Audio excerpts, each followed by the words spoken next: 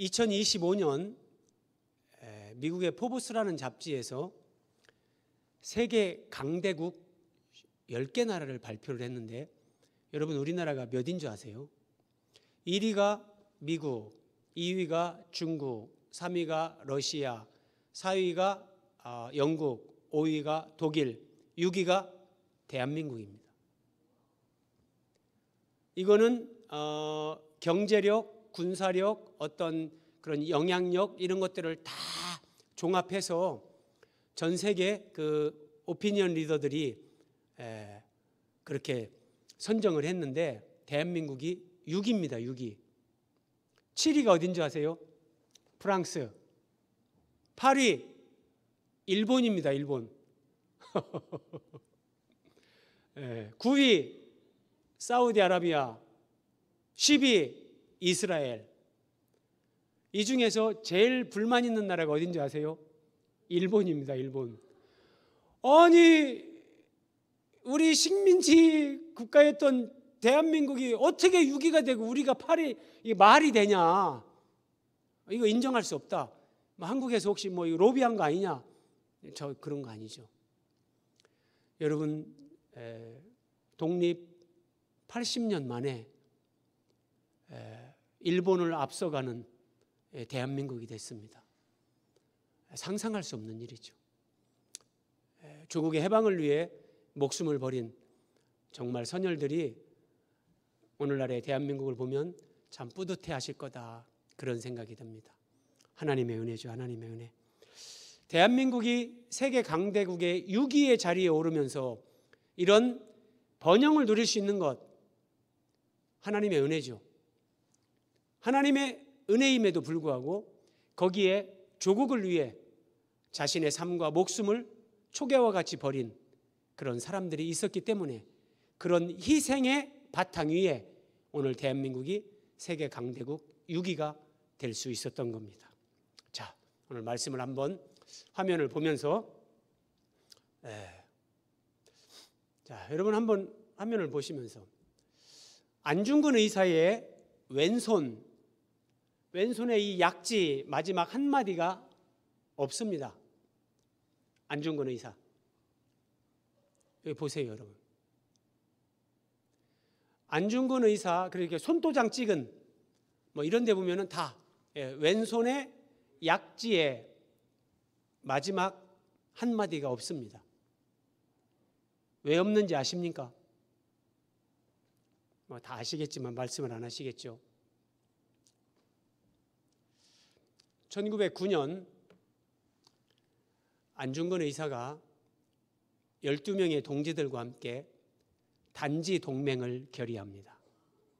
단지, 끈을 딴, 가리킬지, 손가락을 자른다는 그런 뜻입니다.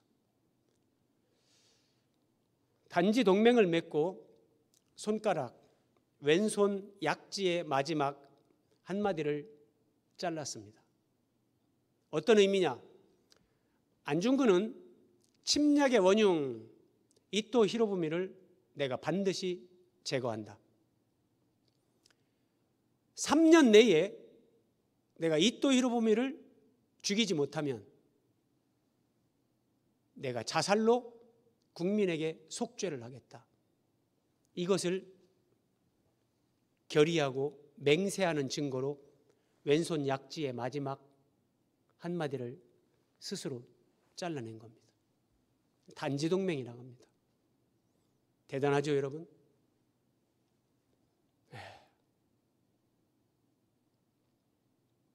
이 정도로 조국을 위해 내가 3년 안에 이걸 하지 못하면 내 목숨을 스스로 끊겠다. 그리고 안중근 의사는 그해 단지 동맹을 맺은 그해 10월 26일 8개월이 채 지나가지 않아서 중국의 하얼빈역에서 이토 히로부미를 권총으로 죽입니다. 그리고 1910년 3월 26일 류순 감옥에서 사형을 당하는데 이때 안중근 의사의 나이가 31살입니다. 참 젊죠. 정말 청년의 나이에 조국을 위해 장렬하게 스스로 그 죽음의 길을 택하고 간 겁니다. 그런데 안중근 의사가 그 어머니하고 천주교 신자였습니다. 그런데 어쨌든 그런 실제적인 믿음이 있었던 사람으로 보이는데 이제 사형 선고를 받았다는 그 이야기를 듣고 어머니 조 마리아 여사가 안중근에게 편지를 씁니다. 그 편지, 어머니가 이렇게 생긴 분인데 어머니 편지를 보십시오. 한번. 아들한테 이렇게 편지를 썼습니다. 네가 만약 늙은 어미보다 먼저 죽은 것을 불효라 생각한다면 이 어미는 웃음거리가 될 것이다. 너의 죽음은 너 한 사람 것이 아니라 조선인 전체의 공분을 짊어지고 있는 것이다. 네가 만약에 사형 선고를 받았는데 거기에서 2심, 3심 항소를 한다면 그것은 일제히 네 목숨을 구걸하는 것이다. 네가 나라를 위해 지금 여기까지 왔다. 네가 사형 선고까지 받았다. 그러면 딴 맘 먹지 말고 죽어라. 안중근 의사의 어머니가 이렇게 편지를 썼습니다. 이어지는 내용입니다. 옳은 일을 하고 받은 형이니 비겁하게 삶을 구하지 말고 대의에 죽는 것이 어미에 대한 효도다. 이 편지가 이 어미가 너에게 쓰는 마지막 편지가 될 것이다. 여기에 너의 수의를 지어 보내니 이 옷을 입고 가거라. 어미는 현세에서 너와 재회하기를 기대하지 않는다. 여러분, 이런 어머니 밑에서 그런 아들이 나오는 겁니다. 참 눈물 나는 편지죠. 자식의 수의를 어머니가 친히 만듭니다. 그러면서 마음이 흔들릴까 봐 이 수의를 입고 너는 대의를 위해 죽어라. 목숨을 구걸하지 마라. 비굴해지지 마라. 네가 조국을 위해서 대의를 위해 네가 그 일을 결행한 것이 분명하다면 너는 당당하게 죽어라. 그게 조국을 위한 것이고 어미를 위한 것이다. 이렇게 얘기를 하는 겁니다. 저는 이 말씀을 보면서 창세기 3장 22절이 연상됐습니다. 수의를 만들면서 아들에게 조국을 위해 죽으라고 하는 조 마리아 여사, 안중근 의사의 어머니. 하나님은 범죄한 아담과 하와를 위해 가죽옷을 짓습니다. 그러면 여러분, 가죽옷을 지을 때 아담과 하와의 구원을 위해, 우리의 구원을 위해 가죽이 있는 짐승이 대신 죽는 것을 계시하는 겁니다. 죄는 인간이 졌는데 그 인간의 죄 문제를 해결하기 위해 가죽이 있는 짐승이 대신 죽는 대속 죽음을 하나님이 계시하는 겁니다. 그러면 여기서 대신 죽는 이 짐승은 창세기 4장으로 가면 어린 양인 것을 알 수 있습니다. 그 어린 양은 하나님의 어린 양 예수 그리스도가 세상 죄를 지고 우리 대신 죽는 걸 예표합니다. 하나님은 가죽옷을 지으면서 하나님의 아들이 사람의 아들로 이 땅에 와서 우리 대신 죽는 것, 죽어야 되는 것, 그것을 말씀하시는 겁니다. 조 마리아 여사의 아들에게 쓴 편지 내용과 흡사하지 않습니까? 하나님이 우리의 구원을 위해 우리에게 하나님 나라의 그 영광을 우리에게 주시기 위해 하나님이 이렇게 하신 겁니다.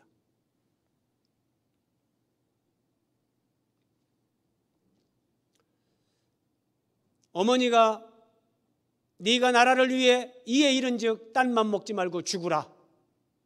옳은 일을 하고 받은 형이니 비겁하게 삶을 구하지 말고 대의에 죽는 것이 어미에 대한 효도다.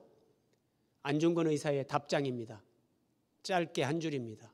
어머니, 천당에서 만나 뵙겠습니다. 그리고 안이사는 죽었습니다. 광복 80년입니다. 오늘 하나님 앞에서, 조국 앞에서 나의 대답은 무엇인가? 마치 주님이 우리에게 말씀하시는 것 같습니다.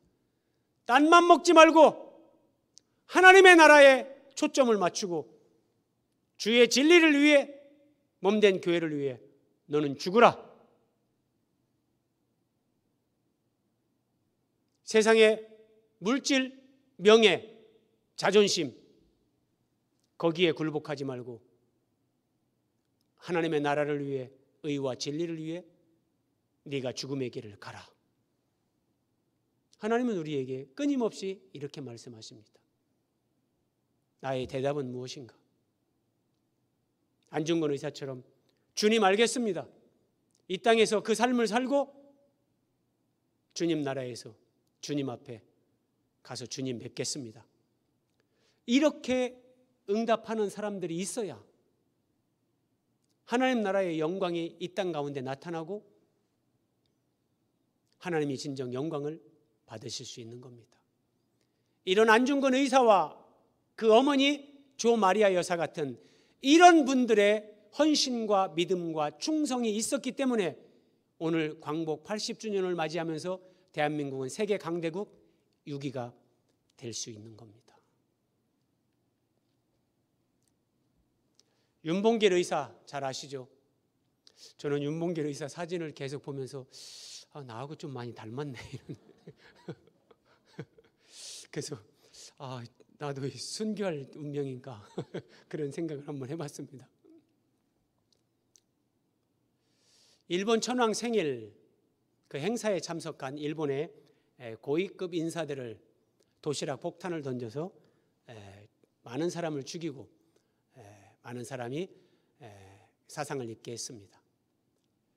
이 사건이 중국에 또 전 세계에 큰 반향을 일으켰습니다. 사실 중국 사람들은 한국 사람들이 안중근 의사가 이토 히로부미를 죽인 것을 보면서 중국에서는 이제 대한민국 임시정부를 전폭적으로 지원하기 시작했어요. 야, 이 조선 사람들, 저 중국 대륙의 젊은이들은 뭐 그런 게 없거든요.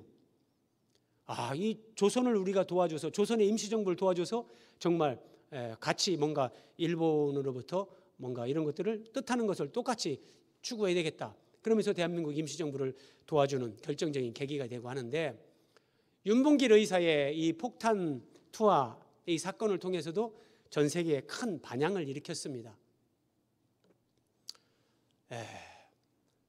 윤봉길 의사가 거사 후에 모진 고문을 받고 이제 죽는데 그의 나이 24세입니다.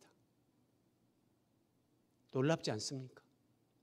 오늘날 24살이면 대학을 다니든지 뭐 군대 가 있든지 다 부모 밑에서 그냥 어리광 부리는 그런 나이인데 24세에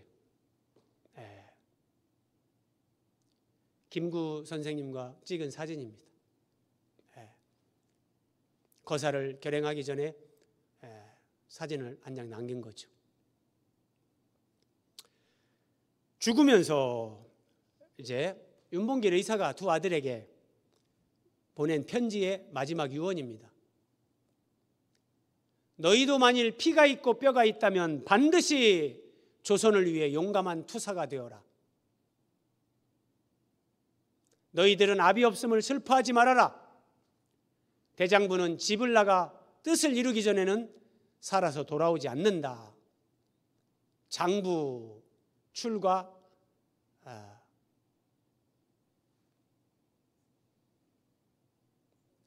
생불안. 참 멋진 말을 했습니다. 요즘은 저런 말 하면은 여성분들이 막 안 좋아하겠죠.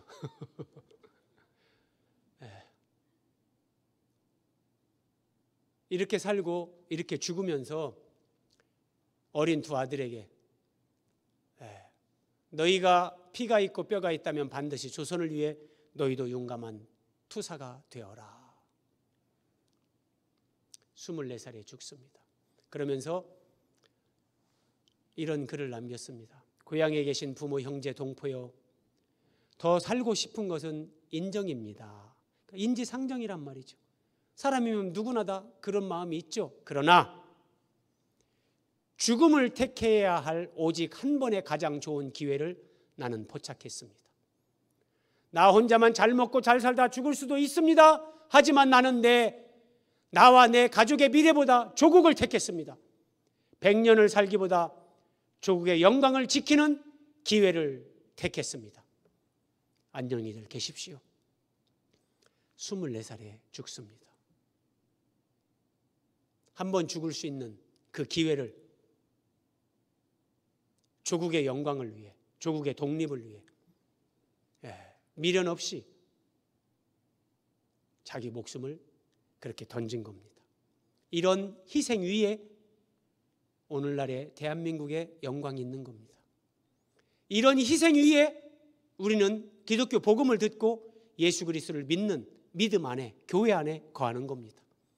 수많은 순교자들의 피를 흘렸고 그 선교사들의 수많은 고난과 피와 땀과 죽음의 희생 위에 오늘 한국교회가 서 있고 우리는 그 한국교회 안에 한 지체들로 있는 겁니다.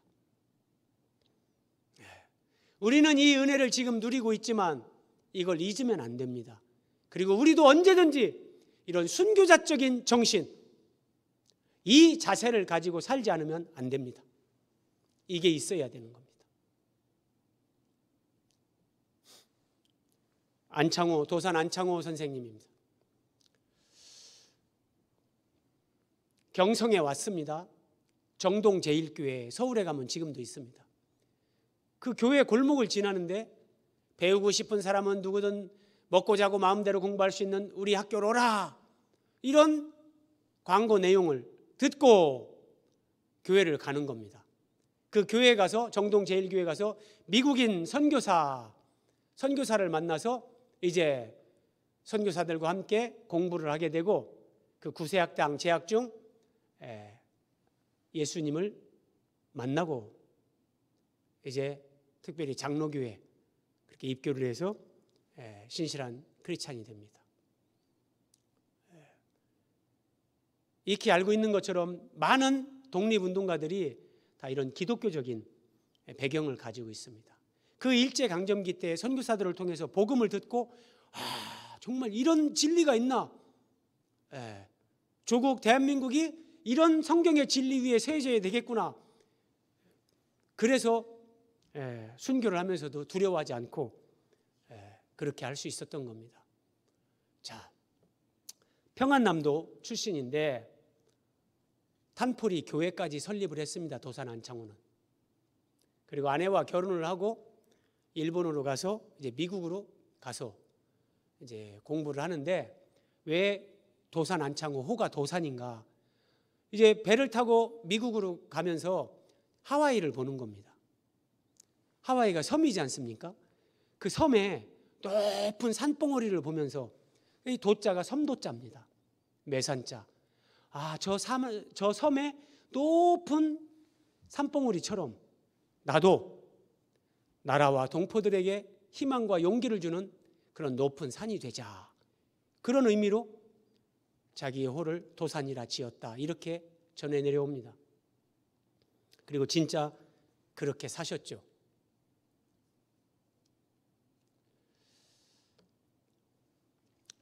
일본 경찰에 체포되어서 도산 안창호 선생님이 서대문 영무소에 투옥이 되고 고문 후유증으로 이제 추록 직후에 사망을 합니다.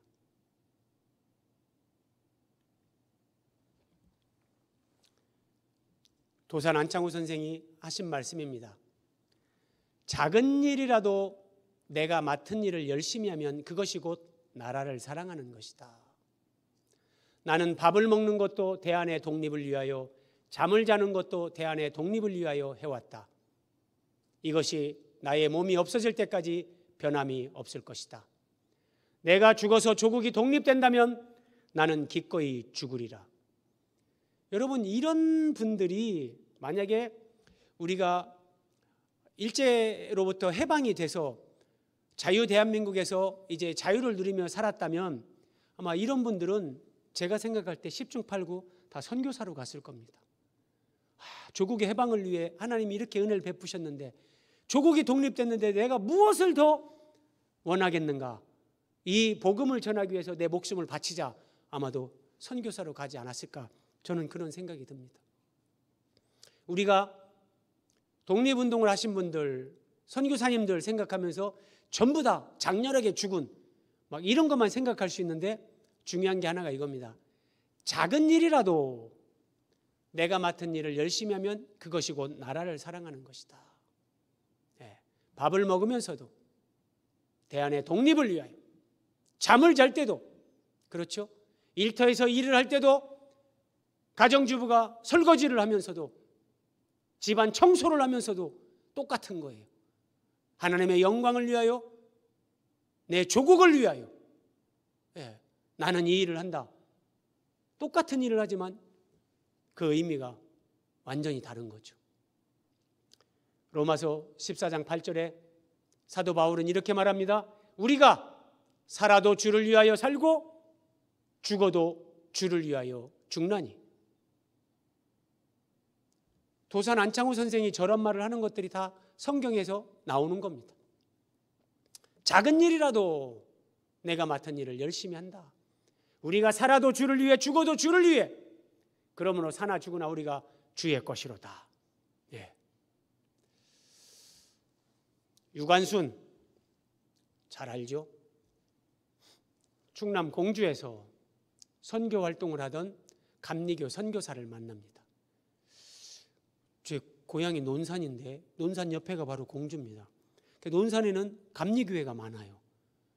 제가 처음 중학교 때 갔던 교회가 지금은 예배당을 다시 지었는데, 제가 갔을 때만 해도 이렇게 유럽풍으로 예배당 위에가 둥그렇게, 참 특이하다. 어릴 때 그런 유럽 어떤 그런 건축 형식의 예배당이었는데 선교사들이 와서 그렇게 지은 거죠. 그 감리교 선교사를 만나서 이제 기독교적인 배경에서 이제 학교에 진학을 하고 공부를 하고, 그러면서 이제 3.1 만세운동에 참여를 하고, 그 뒤에도 후속적으로 만세운동을 주도적으로 그렇게 하다가 이제 잡혀서 사형 확정 판결을 받습니다. 그런데 사형 당하기도 전에 1920년 9월 28일 서대문 형무소에서 18살의 나이로 순국합니다. 18살입니다. 신의 자매 유관순은 18살에, 참 놀랍지 않습니까? 18살에, 24살에, 31살에 저는 이걸 준비하면서 이런 생각이 들었어요. 우리가 40대가 되면 이 조국의 독립운동을 위해서 이렇게 희생하신 분들 생각하면서 우리는 40대부터는 덤으로 사는 거라고 생각해야 됩니다. 정말 40대 때부터는 나를 위해서 살면 안 되고, 조국을 위해, 어려운 사람들을 위해, 하나님 나라를 위해 정말 우리가 이런 삶을 살아야 됩니다.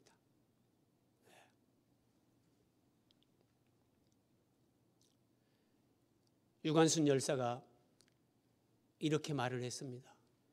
나라에 바칠 목숨이 오직 하나밖에 없는 것이 이 소녀의 유일한 슬픔입니다. 내가 조국을 위해 바칠 수 있는 목숨이 하나밖에 없다는 것이 나의 슬픔이다. 10이면 10, 100이면 100, 조국을 위해서 내 목숨을 다 바칠 건데, 내 손톱이 빠져나가고 내 귀와 코가 잘리고 내 손과 다리가 부러져도 그 고통은 나는 이길 수 있다. 그러나 나라를 잃어버린 그 고통만큼은 견딜 수가 없다. 대단하지 않습니까? 누가 막 그렇게 죽으라고 등 떠미는 것도 아닌데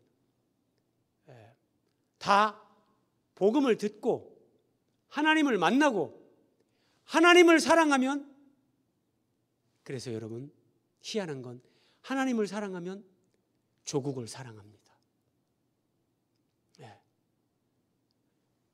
하나님 나라를 위해, 조국을 위해, 같은 의미예요.